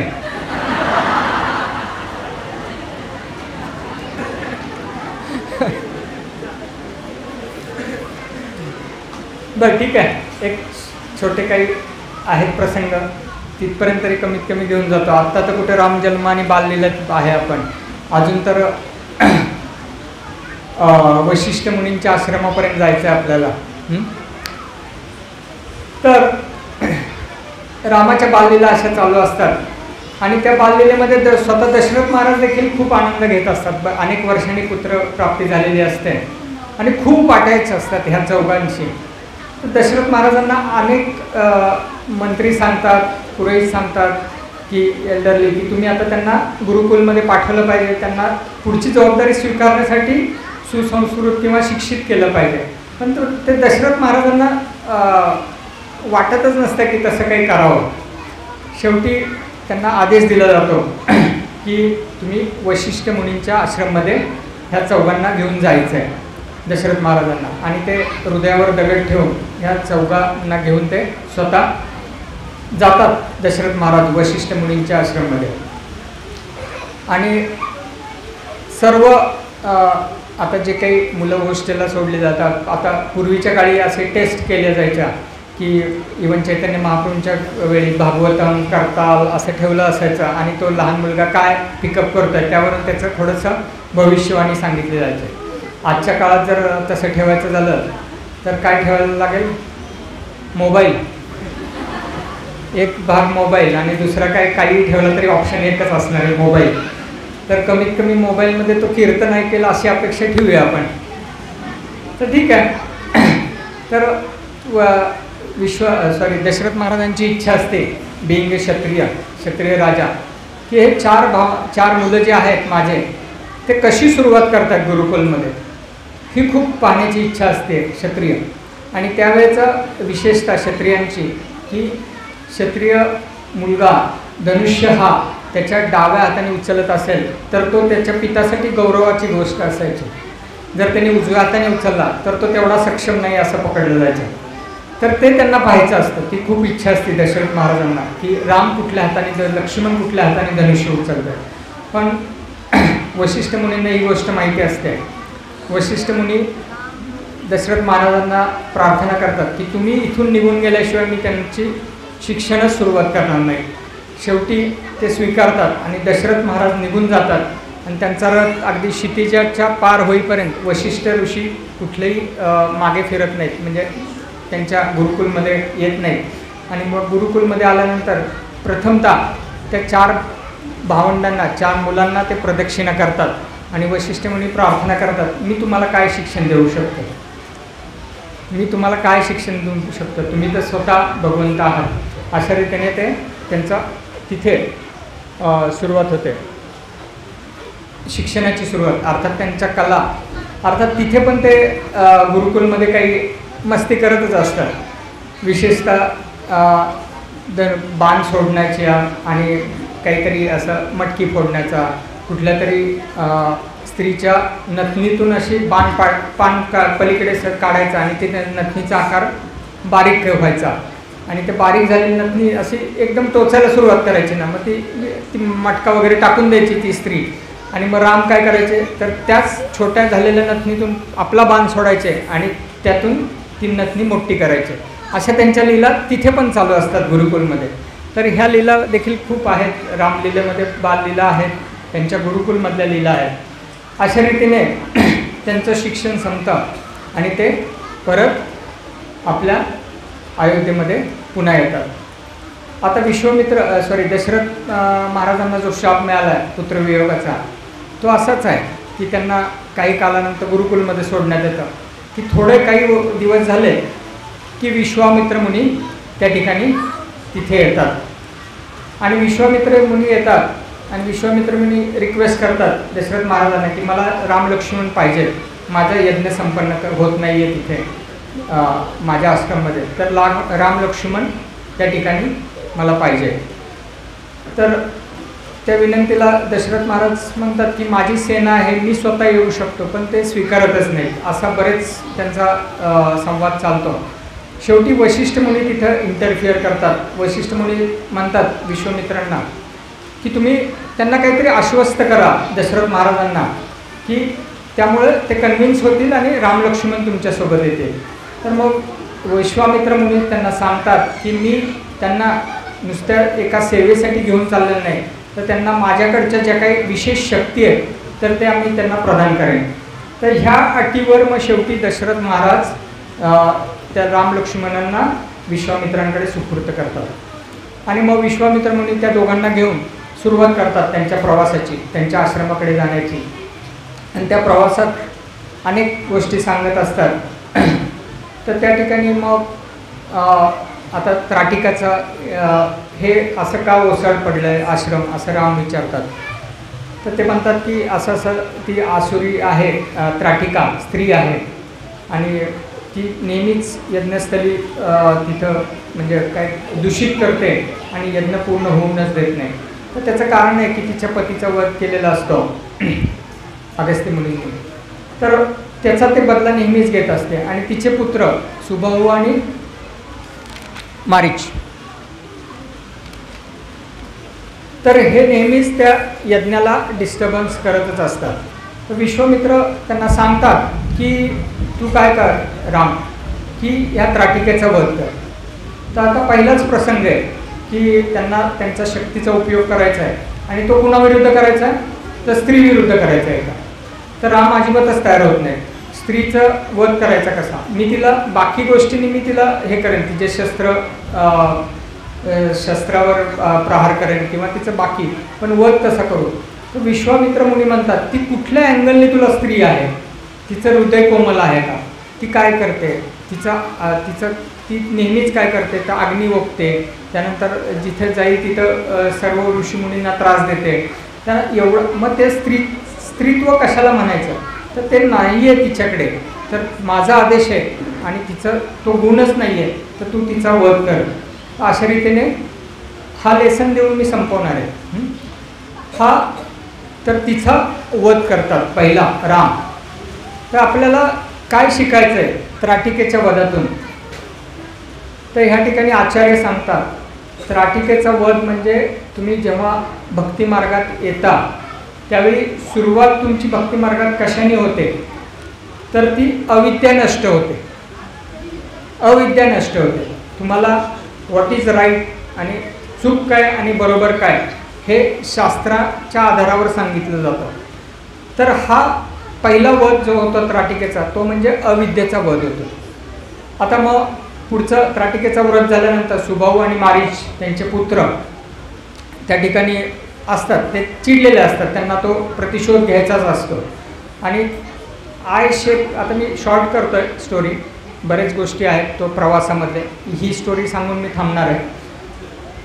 तर आय शेप ॲरिना म्हणजे डोळ्याच्या आकाराची यज्ञस्थळी त्या ठिकाणी विश्वामित्र मुनींनी केलेली असते. आता मग तुम्ही म्हणू शकता की कदाचित मी हे आर्टिफिशियली काही सांगतो आहे का की डोळ्याच्या आकाराची, डोळ्याचे डॉक्टर मुळा असल्यामुळे तसं काय वाटतं आहे का? तर तसं नाही आहे. तर त्याचं सिम्बॉलिक आहे ते, आणि ते काय सिम्बॉलिक आहे ते पण सांगायचं आहे.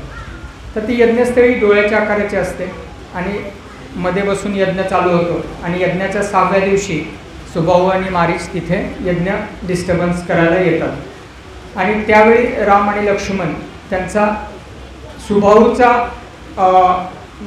वध करतात, सुबाहूला जाळून टाकतात आणि मारीचला अनेक योजन 100 योजन दूर फेकून देतात. तर असं का केलं जातं? सुबाहूला जाळून टाकलं जातं आणि मारीचला दूर फेकलं जातं. तर ही देखील दुसरी स्टेप आहे की जेव्हा भक्तिमार्गात तुम्ही प्रोग्रेस करता, पहिली म्हणजे तुमची अविद्या नष्ट केली जाते. भगवंत ती काळजी घेतात. तुमची अविद्या भक्तांच्या किंवा काही शास्त्रांच्या आधारावर तुमची अविद्या नष्ट केली जाते किंवा तुम्हाला योग्य काय अयोग्य काय ह्याचं ज्ञान दिलं जातं. आणि दुसरा सुबाहू ज्याचं जाळून नष्ट केलं जातं, तर तुमची पास्ट सीन्स जे आहेत, पूर्वजन्मातले पाप, हे सगळे भगवंत जाळून टाकतात. तर सुबाहूचा जाळून टाकण्याचा अर्थ. आणि मारीचला अनेक योजन दूर फेकतात. तर त्याचा अर्थ असा आहे, आचार्य सांगतात की प्रेझेंट सीन आहे. आता तुम्ही भक्तिमार्गात आला म्हणजे तुम्ही काही पापकृत्य करणार नाही अशातली शक्यता नाही, परंतु प्रेझेंट सीनला ते दूर लोटतात, भगवंत दूर लोटतात. परंतु भगवंत ते त्यांचं काम करतात दूर लोटण्याचं प्रेझेंट सीनला. परंतु तुम्ही काय करता? ते आत्ताचं पापकृत्य भक्तिमार्गात आत्ताचं ते तुम्ही स्वतःहून जवळ बोलवता. तर हा आपला रोल आपण करायला पाहिजे की प्रेझेंट सीनवर आपण काम करायचं आहे. भगवंत स्वतःचं काम करतच असतात. तर 6 दिवस ही यज्ञस्थळी जी आहे डोळ्याचा आकार हे केलेली, तर 6 दिवस रात्र विश्वामित्र मुनींचा प्रवास जेव्हापासून सुरुवात होतो तेव्हापासून यज्ञ.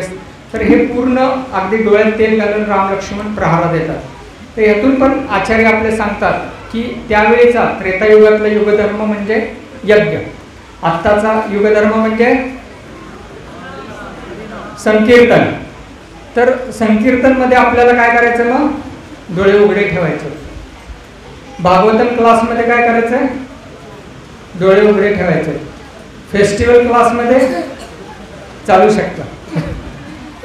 तर जप करताना विशेषतः डोळे आपले उघडे ठेवायचे. आणि विशेषतः जे की आता पाहू शकतो की काही जणांकडे विशेष कला असते बरं का, की काय विशेष कला असते, ते डोळे झाकतात पण चेहऱ्यावर स्मित हास्य ठेवतात.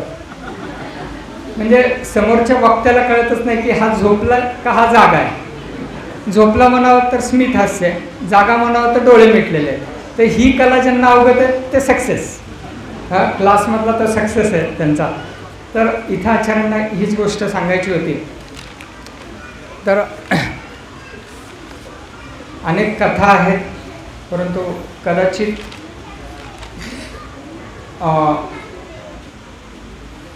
थांबावं लागेल. तर एक छोटीची 2-3 मिनटं घेऊ शकता. 9:15 अजून 2-3 मिनटं कमी आहेत म्हणून. जे प्रीचिंग जेव्हा चालायचं जे हॉस्पिटलमध्ये मुंबई गौरांग प्रभू प्रीचिंग करायचे त्यावेळी हॉस्टेलमध्ये कार्यक्रम व्हायचे.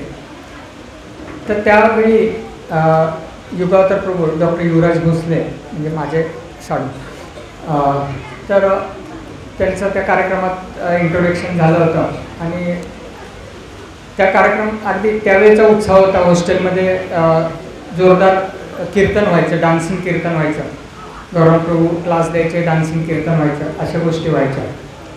आणि त्याचवेळी एक MBBS का काहीतरी एक रिझल्ट लागलेला असतो आणि त्या कार्यक्रमात येणारा जो एक मुलगा असतो तर तो एक पार्टी ठेवतो, बाहेरच्या मुलांसाठी ठेवतो आणि ती पार्टी थोडीशी जास्तच वेगळ्या प्रकारची असते आणि त्यात खूप जल्लोष होतो, खूप नृत्य होतं, डान्सिंग होतं, कीर्तन नाही सॉरी डान्सिंग होतं.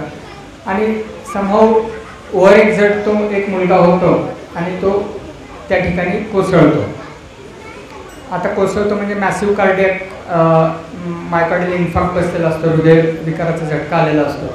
मग त्याला इमर्जन्सी शिफ्ट केलं जातं, पण समहाऊ तो सर्वाईव्ह होऊ शकत नाही. तर ह्या संदर्भ हे सगळे हॉस्टेलमध्ये पसरतात ना. अगदी 24-20-24 ह्या वयातील मुलाचा असा मृत्यू झाला हॉस्टेलमध्ये, ते लगेच बातमी स्प्रेड होते. तर पूर्वी हॉस्टेलच्या कार्यक्रमात डान्सिंग कीर्तन व्हायचं, खूप जोरदार डान्सिंग कीर्तन व्हायचं. तर मग गौरव प्रभू म्हणतात की अलीकडचे 2-3 कार्यक्रम मी घेतो त्यात तुमचा उत्साह नाही आहे एवढा डान्सिंग कीर्तनमध्ये, तर त्याचं कारण थोडंसं विचारतात. तर संकीर्तन रस प्रभू त्यावेळी डॉक्टर देवधर नाशिकला जे आता प्रॅक्टिस करतात आयुर्वेदिक, आपल्याला परिचय असेल का, ते सांगतात, ही स्टोरी सांगतात त्यांना गौरव प्रभू. त्या गौरव प्रभू एक खूप छान अश्युअर करतात, एवढं तुमचं आणि माझं भाग्य नाही की संकीर्तनमध्ये डान्स करताना आपला मृत्यू होईल, त्यामुळं हे अश्युअर आहे की तुम्ही संकीर्तनमध्ये जोरदार डान्स करा, तुमचा मृत्यू होण्याची शक्यता आपण तेवढ्या शुद्धतेवर नाही आहे, तर तो आनंद घेऊ शकता. आणि परत एकदा उत्साहात तो संकीर्तन चालू झाला. अशीच इंद्रदेवांची जी काही इच्छा आहे, पुढे पण इंद्रदेवांची स्टोरी येते. आईला देवींसोबतचा जो पास्ट टाईम आहे तो पण सांगतो, पण तो आता वेगळ्या रीतीने सांगतो. तर इंद्रदेव इच्छा ठेवतातच ना की अहिल्याचा भोग मला करायला मिळालेला नाही, जो की गौतम ऋषींशी विवाह होतो म्हणून. आणि मग ती इच्छा त्यांना कोणच काउन्सिलिंग करू शकत नाही इंद्रदेवांना, आणि त्यांनी ठरवतात की मला हिचा भोग करायचा आहे अहिल्यादेवींचा. ती स्टोरी मी बाजूला ठेवतो आहे. तर तसंच आहे की आपल्या इच्छा, आपल्या डिझायर्स आपण जर कंट्रोल नाही करू शकलो, आपण जर स्वतः काउन्सिलिंग नाही घेऊ शकलो आपण जर, तर काय होऊ शकतं. तर त्याच्या रिलेटेड एक स्टोरी आहे. तो प्रसंग असाच आहे की हेच युगावतार प्रभू युवराज भोसले ज्यांचं ॲडमिशन MBBSमध्ये 92-93 साली JJमध्ये झालं. आणि त्याच पॅरलली त्याच काळात ऐश्वर्या रायचं पण ॲडमिशन काही मार्कांनी MBBS चुकलं आणि ते रुपारेल कॉलेजला ॲडमिशन मिळालं. ऐश्वर्या राय माहिती असेल, जी विश्वसुंदरी म्हणून नंतर पुढे आली.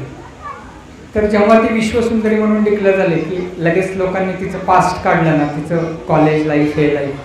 तर JJमधले अजून देखील हॉस्टेलमध्ये चर्चा रंगायची, यार काही मार्क तिला जास्त पडले असते तर कदाचित ती JJमध्ये येऊ शकले असते आणि आपल्याबरोबर कुणाबरोबर तरी तिचं संबंध झाले असते. युवराज तर म्हटलं, असं पण मला म्हटले की ऐश्वर्या युवराज भोसले असं पण नाव लागू शकलं असतं कदाचित तिचं. तर ह्या इच्छा आहेत आणि ह्या इच्छांना कुठेतरी थांबवलं पाहिजे. इंद्रदेवाने तो प्रयत्न नाही होऊ शकला, मग ती लीला आहे अर्थात ती अहिल्यादेवींची.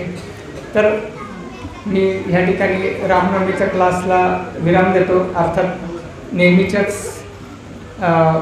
प्रथेप्रमाणे मी तो अपूर्ण ठेवलेला आहे, सॉरी पुन्हा एकदा. धन्यवाद. श्रील प्रभुपाद की जय. रामनवमी महामहोत्सव की जय.